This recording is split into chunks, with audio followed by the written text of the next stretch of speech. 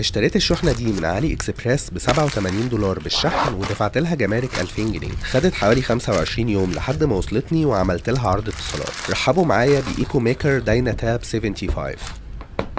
اغرب واشيك كيبورد ممكن تشوفه في 2025. ده عبارة عن وايرلس ميكانيكال كيبورد، بس مش عادي. سيبك من ان الكيبورد بيقدر يشتغل مع اي جهاز وايرلس او وايرد او بلوتوث، لان الكيبورد بيجي معاه شاشة عملاقة شكلها تحفة. الشاشة دي بتتفاعل معاك اثناء الاستخدام، وبتخلي التجربة مختلفة تماما.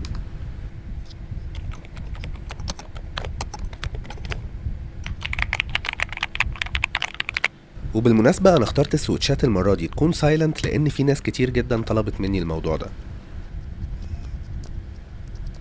لو حبيت تجربها هسيب لك الرابط وكود الخصم في اول تعليق. لايك وفولو عشان تبقى معانا في كل الفيديوهات اللي جايه.